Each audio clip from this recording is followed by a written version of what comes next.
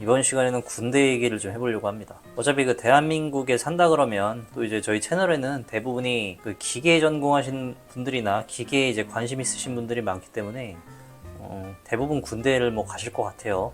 이미 군대를 갔다 왔다면 뭐 할 수 없고요. 군대를 안 가셨다면 피할 수가 없는 상황이고 어차피 가야 된다. 근데 뭐 아직은 가기까지 시간이 좀 여유가 있다. 그렇다 그러면 기계 관련된 경력으로 사용할 수 있는, 요즘엔 군 경력이라 그래가지고 군에서도 다 경력을, 군 경력 증명서를 이렇게 다 발급을 해주거든요. 자격증 시험에 이제 가장 중요한 게 응시 조건을 맞춰야 되잖아요. 거기에 이게 사용이 가능하다고 하니까 군대만 마치고 오면은, 물론 뭐 이제 요즘에는 2년이 좀 안 되긴 하지만 이걸 마치고 오면은 그 경력을 시험 응시 경력으로도 쓸 수 있고, 특히나 요즘에는 이제 취업할 때 경력으로 또 사용할 수가 있기 때문에 일단 군대를 갔다 오는 순간 거의 2년 가까운 경력이 쌓이게 되죠. 남들보다 앞서가는 좋은 기회로 좀 활용을 하시면 좋을 것 같고요. 이제 제가 얘기 드릴 거는 이제 공군에 대한 얘기를 드릴 건데, 공군은 이제 보직이 그냥 좀 그런 관련된 보직들이 많아요. 그래서 이런 쪽을 나오게 되면 아무래도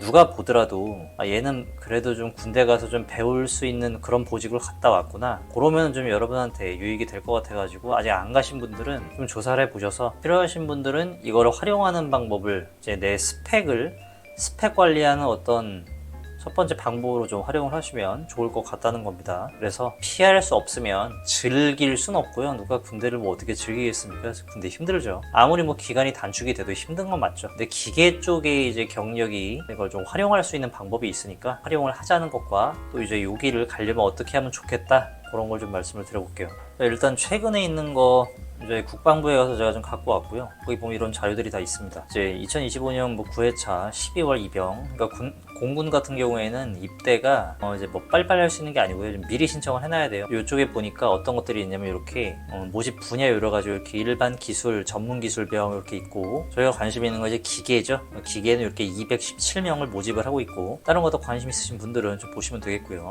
일반은 이제 기술이 아닌 병이라고 볼 수가 있겠죠. 의무병은 뭐 보건 쪽에 그런 거겠고요. 위쪽에 보게 되면 기계 같은 경우에는 217명 이렇게 있는데, 여기는 별로 없습니다. 경쟁이 좀 치열하겠죠. 콘텐츠 제작병, 3D 모델링, 요런 것도 좀 있다는 거. 어학병, 카투샤가 아니라도 어학병이 또 있습니다. 우주 기상 분석병, 조리병, 이런 것도 있고요. 모집 분야별 계획을 좀 보니까 1854명, 많이 안 뽑죠. 육군보다 훨씬 조금 뽑죠.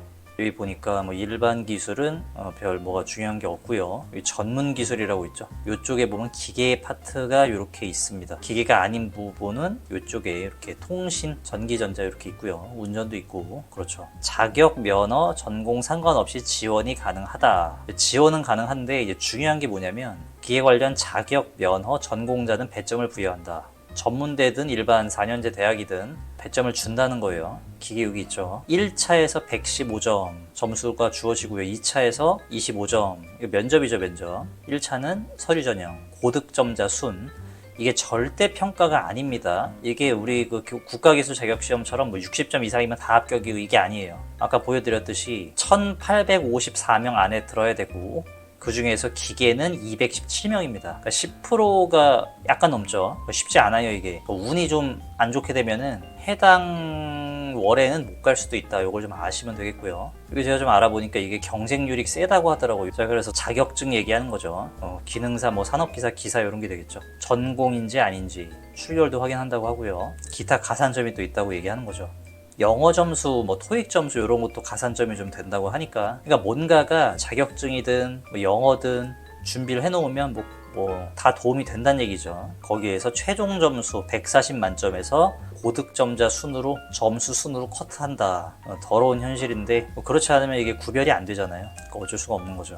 그러니까 실상은 자격이 없어도 그러니까 지원이 가능한데, 아무 자격이 없는 사람은 될 가능성이 굉장히 희박한 거죠. 그래서 가산점을 보니까 헌혈 즐겨 하시는 분들이 계시죠. 다 헛수고가 아니었습니다. 봉사활동, 뭐 인정받을 수 있는 곳에 가서 받으시면 되겠고요. 그리고 또 이런 게 있다고 합니다. 병역 진로 설계 온라인 서비스 추천 특기 지원자, 이런 걸 통해서 하게 되면은 뭐 가산점을 1점을 준다고 해요. 전문기술병 우리가 지금 지원하려고 하는 이제 그런 거라고 할 수 있죠. 그리고 영어 이런 거를 또 보게 되면은 그거를 이런 식으로 점수로 준다고 합니다. 500점만 넘어도 이렇게 1점 준다고 하니까 이렇게 활용을 하시면 되겠어요. 그래서 헌혈을 좀 하고 영어 점수도 있고 이러면은 점수를 꽤 받는 거죠. 직종별 특기를 보니까 일반 병으로는 이런 것들이 있다고 하고요. 기계 관련된 거는 이렇게 항공, 지상 장비 정비, 항공기 기체 정비, 항공기 기관 정비, 항공기 제작 정비, 기계 설비. 이 기계 전공해가지고 기계 설비 하시는 분들 많이 계시죠. 그리고 항공기 뭐 초과 저지. 항공기 초과 저지는 항공기가 활주로 밖으로 좀 벗어나지 않도록 속도를 제어해주는 뭐 그런 안전장치, 뭐 그런 겁니다. 이제 뭐 그런 걸 만지는 그런 일을 하겠죠. 공군에선 비행기가 제일 중요해요. 근데 여기 있는 것들은 이제 기술병이긴 한데 이제 배우기도 좀 어렵기도 하고 고생하는 일이 많이 있다고 합니다. 배우는 건 굉장히 뭐 이것저것 많이 배운대요. 하지만 뭐 별로 배우지 않고 할 수 있는 일이라 뭔가 배워서 해야 되는 일은 힘들긴 하겠죠. 그래서 이쪽으로 가려고 사람들이 많이 지원을 하고 경쟁이 좀 치열하고 그렇다고 해요. 특기 분류에 관한 사항은 공군 사령부에 연락하면은 이렇게 알 수 있다고 나오고 있습니다. 이제 공군 선발 배점 기준을 좀 보도록 하겠습니다. 아까 봤듯이 전문기술병, 기계 전문기술병은 이런 식으로 점수가 채점이 되는 거죠. 140점 만점.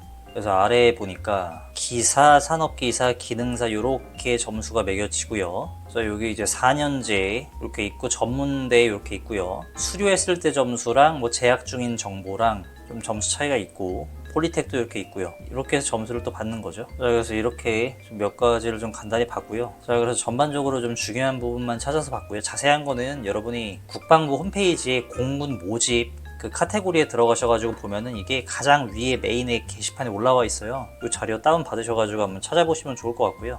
이미 군대를 뭐 갔다 오신 분들이야 뭐 늦었죠. 이제 군대를 가려고 생각을 하시는 분들은 이미 이제 기계과로 들어와서 저희가 맨날 하지 말라고 얘기하지만 이미 하기로 정하신 분들은 뭐 이쪽에 스펙을 사용해가지고 뭐 취직을 하는 방법을 좀 찾으시는 게 좋죠. 그래서 군대도 이왕이면은 요걸 좀 활용할 수 있는 대로 가면 어떨까. 물론 쉽지는 않지만 내가 전공하고 내가 나아갈 방향이랑 전혀 다른 일을 2년 가까이 하고 오는 것보다는 그래도 그게 좀 낫다고 생각을 해서 소개를 드렸고요. 근데 이것도 가는 게 만만치는 않지만 이게 점수가 있기 때문에 오히려 뭔가 좀 더 메리트가 있죠. 설마 이것 때문에 군대 가는 사람들이 이것 때문에 기사를 딴다는 건 좀 뭐 그렇게까지 기사까지 따고 뭐 이것 때문에 그러실 필요는 없고요. 물론 따놓으면 좋지만 근데 이제 저희가 추천하는 거는 전산형 기계제도 기능사 정도는 좀 따고 가면 어떨까. 아무나 다 시험 볼 수 있죠. 그리고 실제 이 기능사 공부가 산업기사랑 뭐 크게 차이 안 나고요. 기사는 좀 차이가 많이 나지만 작업형은 똑같고요. 어차피 기계 쪽에서 스펙을 쌓아 나갈 거면 기사랑 산업기사를 따야 되는데 기사랑 산업기사를 따려면 기능사를 미리 따놓으면 예습 차원에서 굉장히 큰 도움이 되고 어차피 이제 군대 갔다 오고 졸업하려면 졸업까지도 시간이 좀 남았을 건데 학교에서도 자격증 따놓으면 굉장히 다 좋아할 거고 뭐 본인한테 도움이 되죠. 그렇기 때문에 학교 공부할 때도 훨씬 수월할 겁니다. 그래서 이걸 이제 20살이신 분들이 이걸 본다 그러면 기능사 빨리 준비하셔가지고 이게 점수가 굉장히 높잖아요. 전공 점수도 있고 자격 점수도 있지만 굉장히 높기 때문에 이렇게 좀 활용을 해서 여기 좀 가가지고 가서 이제 어떤 보직을 할지까지는 모르죠. 일단 전문기술병을 200 몇 명 모집을 해가지고 그 중에서 가서 부족한 TO가 있으면 거기에 들어가는 거겠죠. 근데 이제 아무 상관없는 그런 보직이 있는 것보단 이게 앞으로 스펙을 쌓아 나감에 있어서 어떤 시작점으로 좀 좋을 것 같고 기계가 아니라도 뭐 통신 전자기기, 전자전기 이런 거 있으니까 또 그쪽에 관심 있으신 분은 이제 그쪽 전공하신 분들은 그렇게 또 활용하면 좋을 것 같습니다. 그리고 여기 보면 뭐 제가 자세히 설명은 안 드렸는데 IT 개발관리병, 뭐 콘텐츠 제작병, 교육 훈련 매체 개발병, 어학병 이런 거 있으니까 이런 것도 좀 참고하시면 좋을 것 같아요. 그래서 군대도 어차피 피할 수 없을 것 같으면 나한테 이익이 되는 방향으로 다들 활용을 하시면 좋겠습니다.